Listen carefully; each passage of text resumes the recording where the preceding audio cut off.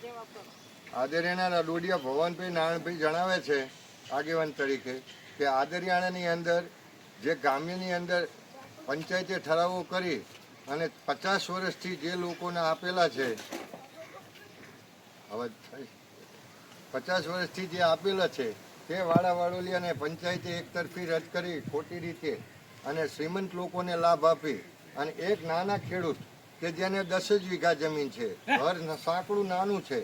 ખેતી માટેનું એક વાડોલિયું હતું, તેની અંદર એને છાપરું ઢાળિયું બાંધેલ હતું અને એનો ઘર સામાન હતો,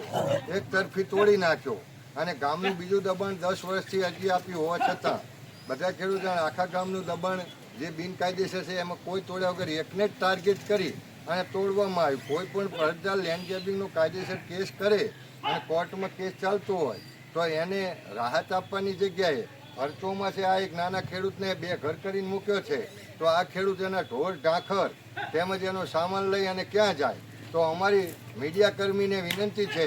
કે આ લોકોને કમસે કમ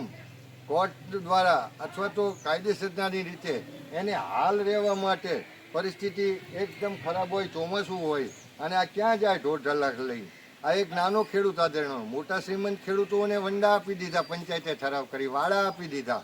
આને એક વાડોલ્યું નથી ને આટલું હતું એમાંય પાડી દીધું લેન્ડ ગ્રેબિંગ હેઠળ કાયદેસર. તો બીજું ગામમાં 100 ગણું દબાણ છે, એની પંચાયતને ગાંધીનગરથી તપાસ આપેલી છે ઠરાવોની 8 મહિનાથી આજ સુધી હજુ આદરણા પંચાયતે કે ટીડીઓએ કે ડીડીઓએ કોઈએ એક્શન લીધી નથી અને આ એક જ માણસનું આ ટાર્ગેટ બનાવી અને 2 ઘર કરી મૂકવું એ કેટલું યોગ્ય ગણાય? જેથી કરી અમારી વિનંતી છે કે આ લોકોને ન્યાય મળે અને એને રહેવા અત્યારે હાલ પરિસ્થિતિ એના ઢોર ઢાંખર બૈરા છોકરા રાખવા મળે. ઘર છે પણ સામાન ખેડૂત છે નાનો અને આજ સુધી કોઈ પણ પંચાયતે એક્શન બીજાની નથી લીધી અને આની એકની જ લીધી છે, આવું ટાર્ગેટ કરી અને કોર્ટમાં હજુ તો એની સુનાવણી છે હુકમ સ્ટેની, એ પણ આપી નથી અને તોડી નાખવામાં આવ્યું છે.